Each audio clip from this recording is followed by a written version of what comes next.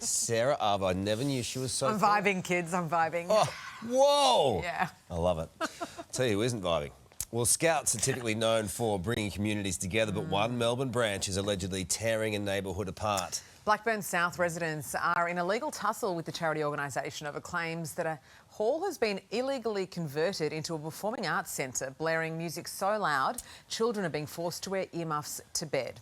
For more, we're joined by Blackburn South resident and petition leader Tim Denning. Tim, thanks for your time this morning. Now, you're standing at the front of that hall in question right now. How long has this been a problem, and is it mainly the music you're concerned about? Yeah, it's been the last 18 months where it's really kind of stepped up, and we've been ongoing with this battle for the last 10 months. We've done a petition to our council with over 112 signatures, and to date that petition has been ignored. It seems that nobody wants to do anything about the situation because they don't want it seen to be harming a public organisation like the Scouts, and so that's been our major roadblock. So what's the situ there, as the kids say? Says? Is it the Scouts... It's the Scouts Hall, but the Scouts aren't using it? Are they subletting it, or what's the go? So it was a Scout Hall, which obviously had a variety of different uses. They've converted it into a performing arts centre. So 5 out of 7 days a week they run musicals and shows that typically run for about 8 to 9 hours in rehearsals. And so you can imagine living next to that on some nights when it goes past 10 o'clock. It's just very hard to live next to.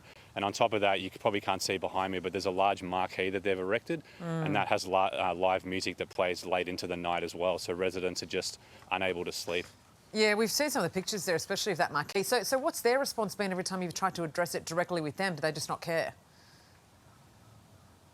Yeah, they've said words to the effect of, we have friends on the council, we can do whatever we like. We think that's an unacceptable response for a community organisation that is clearly harming the community, and they seem to believe that if you do good in the community, then that means you can override any harm that you may be doing, and we disagree with that position. So the Scouts are there still, or not?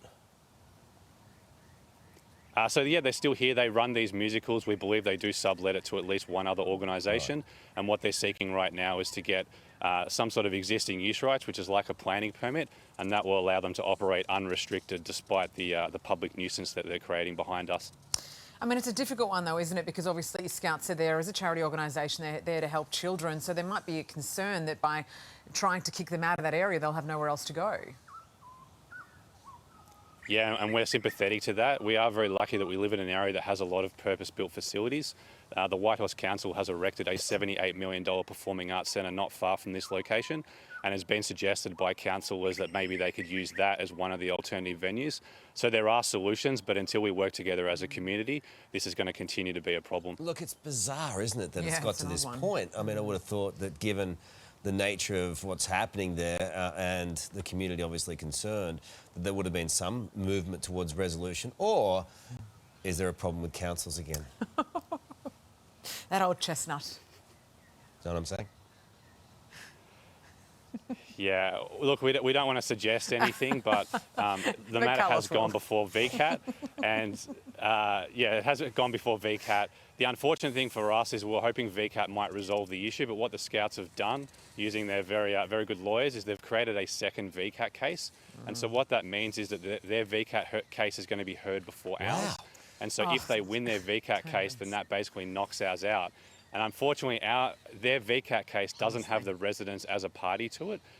So what we are asking VCAT to do is to add the residents to that case so that all parties can be heard in this matter. But as it stands today, we are not part of I Gee, how much council staff is ending up in the courts now? Honestly, VCAT is inundated. And since when did Scouts have lawyers?